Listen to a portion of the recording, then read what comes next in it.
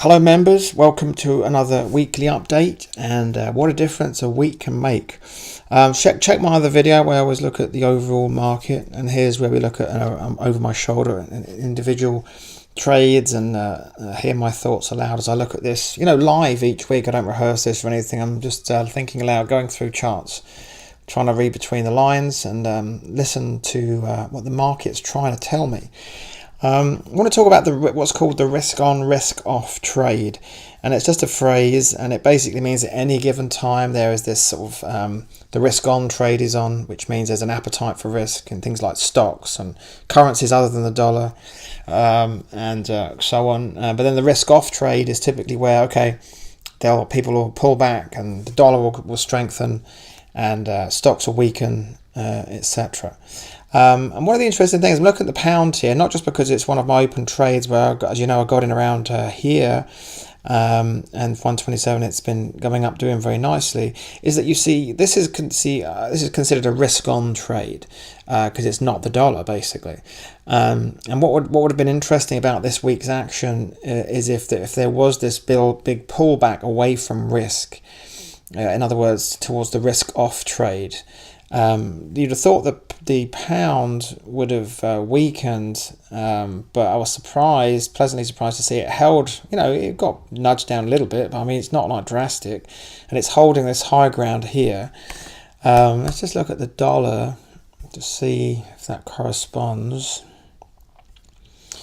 And the dollar jumped up a little bit, on high volume. I agree, but again, it's not like the whole party is over. I think it's too early to say, is it a whole risk off thing on, which I wish would happen. I wish things would just cool off sensibly and we can get on with this, a nice healthy bull market.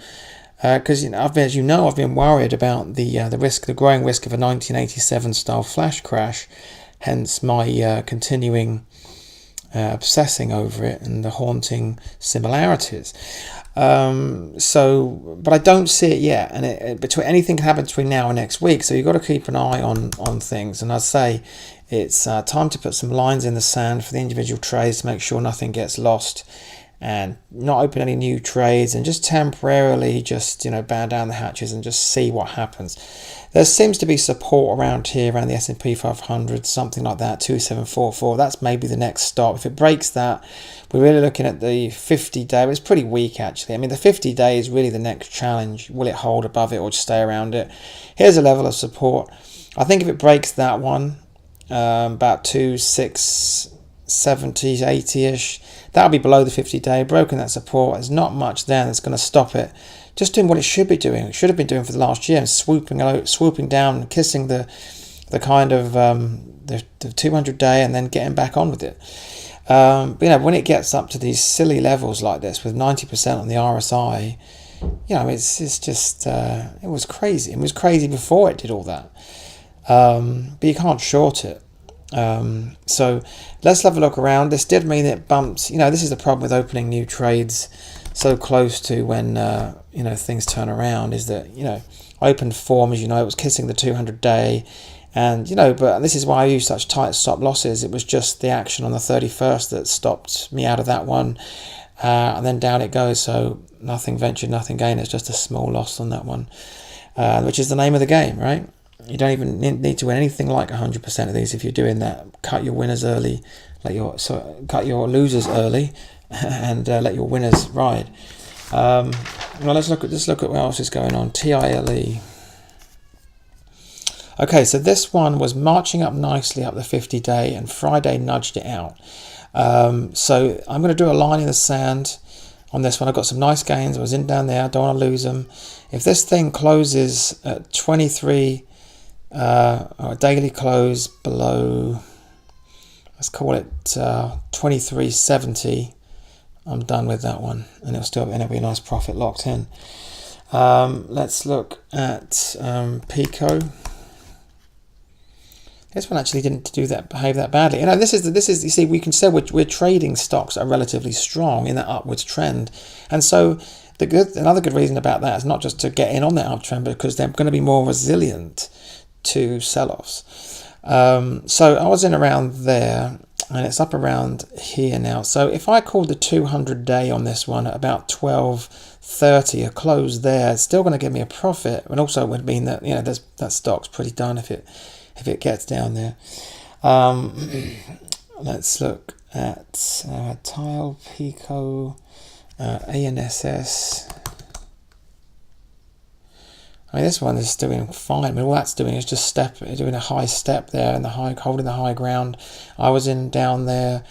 It's just got some beautiful gains, but I don't want to lose them. I mean, you know, when you've gone from, you know, 120 up to 160, that's a 30. I mean, third gain just for buying the stock alone. It's crazy, and you just can't say goodbye to that. The dilemma here is, look, you know, if it gets below the 50, and that's another one. If it gets, you know, or are you going to get stopped out too needlessly from the trend, you know? But you can't, you know, kiss goodbye. So what I'm going to do, I'm going to sell half if it closes, let's say, at 156. 156, and I'm going to sell the other half if it goes below the 50. It closes below the 50-day on ANSS. Let's look at IMMU. Again, this one didn't too badly at all. I was in down there. Got up to doubling money at one point. I don't want to lose these kinds of gains. I think there's a line there about 15.5. If it goes down, if it closes at 15, I will be happy with a humble 50% gain in just a matter of a month or so, just for buying the stock alone. EPOL. There was that resistance here, which it broke through. This could be justified in going back down to 27 quite happily, but if it closes at 26.5, I will just get out and take a small profit on that one. So it's a balance. You know, we want to let this, and this is where it gets trickier when, you know, it's not a one-way street for bull markets usually, and we don't want to lose the profits made, and we don't want to be stopped out too early. If the trend continues, and that's really, I'm saying these because, you know, we don't, you know, this week's a bit of a wait and see kind of week.